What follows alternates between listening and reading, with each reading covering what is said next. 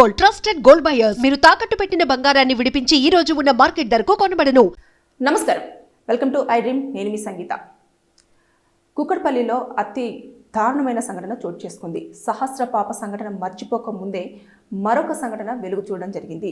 ఏదైతే Spain lane అని చెప్పేసి ఒక గ్రేటర్ కమ్యూనిటీ అపార్ట్మెంట్లో ఒక 50 ఏళ్ల మహిళను ఒక వ్యక్తి గొంతు కోసి కుక్కర్తో కొట్టి అతి దారుణంగా కత్తితో పొడిచి చంపారు అని చెప్పేసి వార్తలు మనకు బయటకు వచ్చాయి.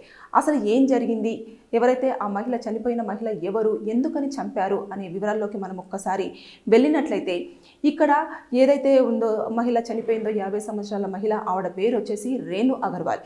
తన భర్త పేరు వచ్చేసి రాకేష్ అగర్వాల్. వీళ్ళిద్దరికి దంపతులకు కలిపి ఒక కుమారుడు ఉన్నాడు.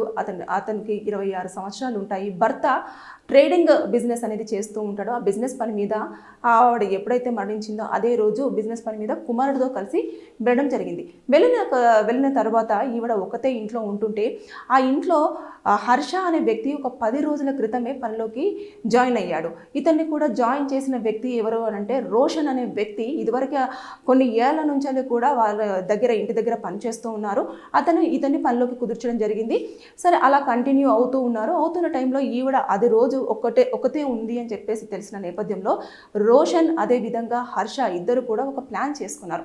ఈవిడని చంపి ఇంట్లో ఉన్న బంగారము, డబ్బు అదంతా తీసుకొని వెళ్ళిపోదాము అని చెప్పేసి అనుకున్న నేపథ్యంలో ఒంటరిగా ఉన్న మహిళను చూసి, ఇంకా పని మనిషే కదా, వాళ్ళ ఇంట్లో పనిచేస్తున్న వ్యక్తే కదా, సో వెంటనే హర్ష వచ్చేసి ఆవిడ ఉన్న టైంలో చూసేసి ఏదైతే కుక్కర్ ఉంటుందో ఫస్ట్ ఆవిడని స్పృహ తప్పిపోయేలాగా చేశారు. అంటే కుక్కర్తో గట్టిగా తల మీద బాధగానే కొంచెం ఏజ్డ్ పర్సన్ కాబట్టి కింద పడిపోయిన వెంటనే ఇంకొక వ్యక్తి ఇమీడియట్గా తన చేతిలో ఉన్న కత్తిని అదంతా తీసేసి పొడవడం జరిగింది.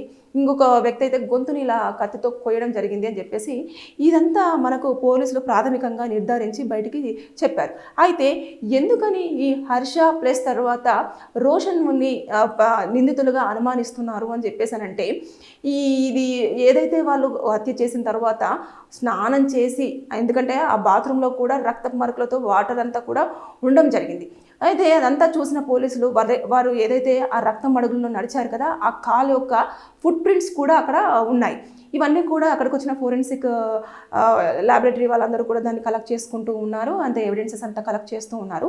అయితే ఇది పోలీసుల దృష్టికి వెళ్ళడానికి ఎలా వెళ్ళింది అని అంటే, ఎప్పుడైతే వాళ్ళు చంపేసిన తర్వాత స్నానం చేసి లిఫ్ట్లో ఒక నల్ల బ్యాగుతో బయటికి వెళ్ళిపోయారు. అది మధ్యాహ్నం కూడా జరిగింది. ఇంకా ఇతను ట్రేడింగ్ బిజినెస్కి వెళ్ళాడు కదా భర్త మన రాకేష్ అగర్వాల్. అతను వాళ్ళ భార్యకి ఈవినింగ్ పూట ఒక 4-5 గంటల ప్రాంతంలో కాల్ చేయడం జరిగింది. కాల్ చేసినప్పుడు పిక్ చేయట్లేదు. అలా కంటిన్యూస్గా కాల్ చేశాడు. ఒకసారి చేశాడు, 2 సార్లు చేశాడు. అలా కంటిన్యూస్గా ఒక 10-15 సార్లు చేసినా కూడా ఎలాంటి రెస్పాన్స్ లేదు. ఇంకా సరే అని చెప్పేసి ఇంటికి వచ్చేసరికి డోర్ లాక్ చేసి ఉంది. అదేంటి, నా వైఫ్ నాకు చెప్పకుండా ఎక్కడికి వెళ్ళదు కదా, ఎక్కడికి వెళ్ళింది అని చెప్పేసి అంతటా ఫోన్ డయల్ చేస్తుంటే ఇంట్లోనే ఫోన్ అనేది రింగ్ అవుతుంటే ఇదేంటి ఇంట్లోనే ఫోన్ పెట్టేసి తిని ఎక్కడికి వెళ్తుంది, లోపల ఏమైనా జరిగిందా అని చెప్పేసి వేరే ఇంకొకటి 5th ఫ్లోర్లో ఉన్న ఒక పర్సన్ తోటి తను వచ్చేసి బాల్కనీ నుంచి చూసేసరికి మొత్తం రక్తపు మడుగుల్లో కూడా రేణు అగర్వాల్ పడిపోయి ఉంది. అంటే అది చూడంగానే భర్త ఇమీడియట్గా పోలీసులకు కాల్ చేసేసి వాళ్ళు వచ్చేసి తలుపులు బద్దలు కొట్టేసి లోపలికి వెళ్ళి చూసేసి ఏవైతే అవి ఉన్నాయో వాటిని అన్నింటినీ చూశారు. చూసిన తర్వాత వెంటనే ఇమీడియట్గా సీసీ కెమెరా ఫుటేజ్ చూస్తే ఆ లిఫ్ట్ దగ్గర 2 వ్యక్తులు, ఈ హర్ష ప్లస్ తర్వాత రోషన్ అనే వ్యక్తులు ఒక నల్ల బ్యాగ్ తీసుకొని వెళ్ళారు. అంతేకాదు, ఎవరైతే మృతురాలు ఉందో ఆ మృతురాలకు సంబంధించిన స్కూటీ కీస్ కూడా తీసుకొని వెళ్ళి అదే స్కూటీ మీద నల్ల బ్యాగ్ పెట్టేసుకొని ఇద్దరు కూడా పారిపోవడం అనేది జరిగింది. పోలీసులు ఇప్పుడు వీరి గురించి అయితే మొత్తము గాలింపులు చేస్తూ ఉన్నారు. మొత్తం 5 బృందాలుగా కూడా డివైడ్ అయ్యారు. అంటే ఒక 5 టీమ్స్ వారిని పట్టుకోవడం కోసం మొత్తము అన్ని చర్యలు కూడా చేపడుతున్నారు. అంటే వీరు జార్ఖండ్ నుంచి రావడం జరిగింది. ఎప్పటి నుంచో కూడా వారి ఇంట్లో నమ్మకంగా పనిచేస్తూనే ఇలాంటి అఘాయిత్యం అనేది చేశారు. అంటే లిఫ్ట్లో మనం చూస్తూ ఉంటే ఆ విజువల్స్లో కూడా వాళ్ళు మాట్లాడుకున్న సంభాషణ ఏమి చేయనట్టు, ఏమీ తెలవనట్టుగా కూడా ఇలా తూడ్చుకుంటూ తర్వాత నెక్స్ట్ ఇలా అంటే ఏదో జరిగింది, ఏదో జరిగిపోయింది అన్న లెవెల్లో చాలా ఎలాంటి భయం కానివ్వండి, అసలు వాళ్ళ కళ్ళల్లో మనం చూస్తున్న ఏదో చేసాము, మాకు డబ్బులు వచ్చాయి వెళ్ళిపోతున్నాం అన్న లెవెల్లోనే కనిపిస్తుంది. సో ఇక్కడ మనం ఇందులో సెక్షన్స్ తీసుకుంటే లీగల్గా మనం ఆలోచించినట్లయితే ఏదైతే ఉందో వాళ్ళకు మర్డర్ కేసు అనేది అప్లికేబుల్ అవ్వడం అనేది జరుగుతుంది. ఎందుకనంటే ఇప్పుడు ఇది కొత్తగా పాత చట్టం ప్రకారం మనకు తెలుసు ఐపీసీ సెక్షన్ 302 కింద మనం మర్డర్ కేసు అనేది అప్లికేబుల్ అవుతుంది. కానీ ఇప్పుడు కొత్తగా చట్టాలు మారాయి కాబట్టి BNS ప్రకారంగా 101 కింద ఇది కన్సిడర్ అవుతుంది మర్డర్ కేసు అనేది. అప్పుడు వారికి లైఫ్ ప్రిజన్మెంట్ ఉండొచ్చు, లేదంటే డెత్ పెనాల్టీ కూడా ఉండే ఛాన్సెస్ ఉంటాయి. ఇకపోతే ఏదైతే వారు అబ్స్కాండింగ్ అయిపోయారు కదా, అంటే మొత్తం తెలియకుండా ఎక్కడికో పారిపోయారు అది ఉంది కదా, అప్పుడు ఆ టైంలో కూడా వారిని BNS ప్రకారం BNS 250 ప్రకారంగా కూడా వారిని ట్రేస్ చేసి పట్టుకోవడం అనేది జరుగుతుంది. కోర్టులో ఖచ్చితంగా ప్రొడ్యూస్ చేస్తారు. వారు ఎలాగైనా సరే వారిని పట్టుకొని తీసుకొచ్చేసి కోర్టులో ప్రొడ్యూస్ చేయడం అనేది జరుగుతుంది. ఇకపోతే ఒకవేళ వాళ్ళు ఇంకా అప్పటికి ఇది కూడా దొరకని పక్షంలో ఏం చేస్తారంటే ఒక నోటీస్ అనేది ఇష్యూ చేయడం అనేది జరుగుతుంది. నోటీస్ ఇష్యూ చేసేసి ఇట్లా పారిపోయారు, వీరు తప్పించుకొని తిరుగుతున్నారు, హంతకులు అని చెప్పేసి ఒక నోటీస్ అనేది ఇష్యూ చేసేసి అది మొత్తం అంతా సర్క్యులేట్ అనేది చేయడం అనేది జరుగుతుంది. అంటే ఈ అన్ని వేళల్లో కూడా చేస్తారు. ఏదేమైనప్పటికీ కూడా ఇక్కడ వాళ్ళు చాలా కేసులలో కూడా ఇన్వాల్వ్ అయినట్టుగానే మనం తెలుసుకోవచ్చు. ఒకటి మర్డర్ కేసు, ఇంకొకటి వచ్చేసి దొంగతనం. అందులో ఇంట్లో ఉన్న డబ్బు కానివ్వండి, నగలు కానివ్వండి తీసుకొని పారిపోయారు. దాంతోపాటు బైక్ కూడా తీసుకొని వెళ్ళిపోయారు. ఇంకేంటిది హత్య చేసి పారిపోవాలి అని చెప్పేసి అనుకున్నారు, మొత్తం అబ్స్కాండింగ్ అయ్యారు.